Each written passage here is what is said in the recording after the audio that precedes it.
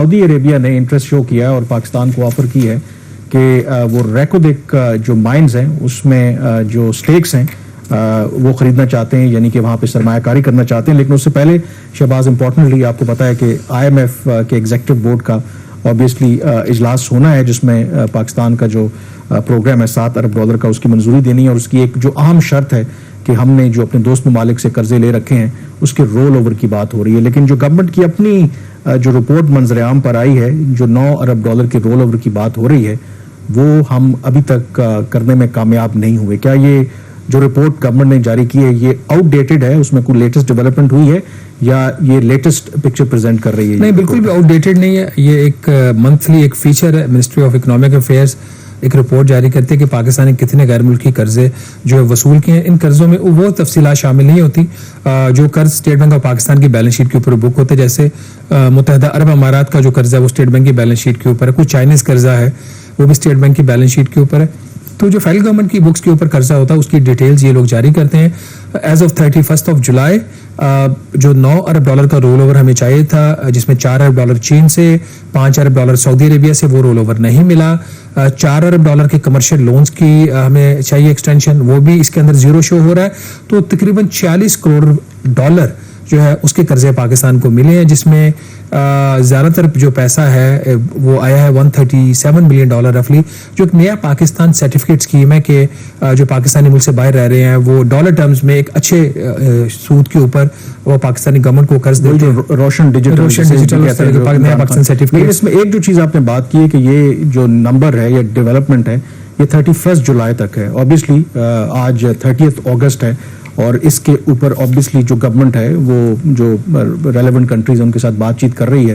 تو اس پورے مہینے میں کوئی ایسی ڈیولپمنٹ پیش رفت ابھی تک نہیں ہوئی، کوئی امید افزا خبر نہیں ہے. نہیں، ابھی تک ممالک رول اوور کی ابھی تک ایسی کوئی خبر نہیں ہے کہ اگر ہوتی تو آج 30 اگست ہے، آج ٹینٹیٹیولی جو اسکیجول تھا IMF کے بورڈ کے اوپر پاکستان کا کیس جانا تھا، تو اس لیے انڈیفینیٹلی وہ پوسٹ پون ہوا. گورنمنٹ آف پاکستان ٹرائی کر رہی ہے، بلکہ ابھی ہمارا جو مقصد بھی اس کو لنک کرنے کا اس کے ساتھ یہی ہے. ناظرین، بڑی خبر یہ ہے کہ اگر ریکوڈک ڈیل جو ہے وہ ہو جاتی ہے سعودی عربیہ کے ساتھ اور سعودی عرب 15% جو شیئرز ہے ریکوڈک کے وہ خرید لیتا ہے، تو حکومت پاکستان کا یہ خیال ہے کہ سعودی عرب سے جو رول اوور ہے $5 ارب کا اور $1.2 ارب کی آئل فائنینسنگ فیسلٹی کی بھی جو درخواست کی گئی ہے اس کے اوپر ایک ریپڈ پروگرس جو ہے وہ ہو سکتی ہے. تو یہ کہا جا سکتا ہے سیفلی کہ جو اب IMF کے پروگرام کی جو کی ہے اس کی جو کنجی ہے وہ سعودی عربیہ کے ہاتھ میں چلی گئی ہے.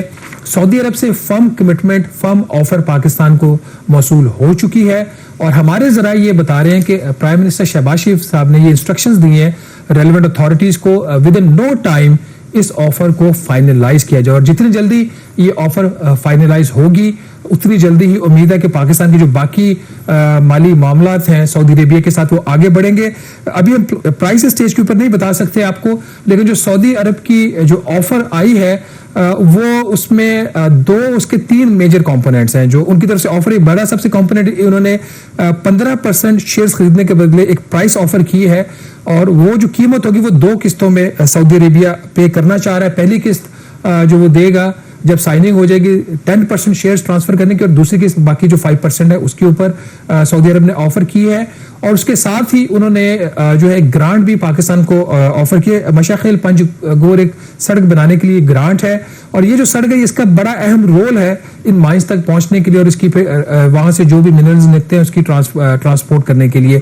جو گرانٹ کمپوننٹ ہے ٹوٹل آفر کا وہ تقریباً بنتا ہے 22%، اور باقی جو 78% ہے وہ کیش اماؤنٹ ہے اس چیز کی جو شیئرز پرائس ہے اس کے اوپر.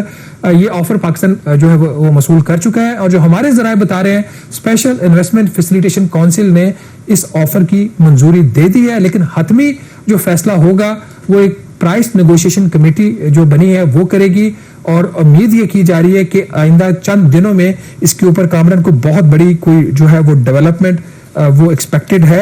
اگر یہ چیز ہو جاتی ہے تو اس میں آپ یہ سیفلی کہہ سکتے ہیں کہ SIFC کے پلیٹ فارم کے اوپر یہ سب سے بڑی جو ہے وہ سب سے پہلی بلکہ اور سب سے بڑی ڈیل یہی ہوگی.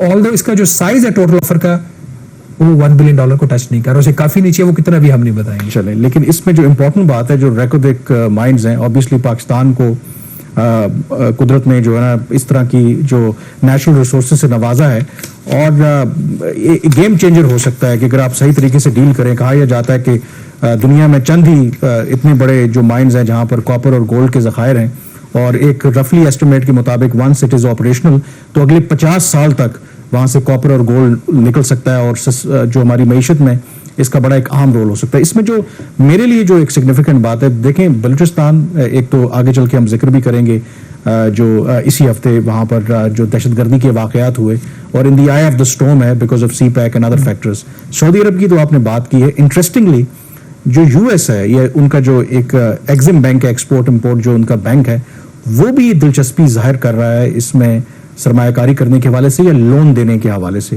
یہ I think it's a very significant development. It could have جو جیو اسٹریٹجک اس کی امپلیکیشنز بھی ہو سکتی ہیں، کیونکہ Balochistan is always very sensitive for Chinese as well. یہ کیا ڈیولپمنٹ ہے؟ کیا پاکستان بھی ریسیپٹیو ہے کہ یو ایس سے قرضہ لے اس حوالے سے؟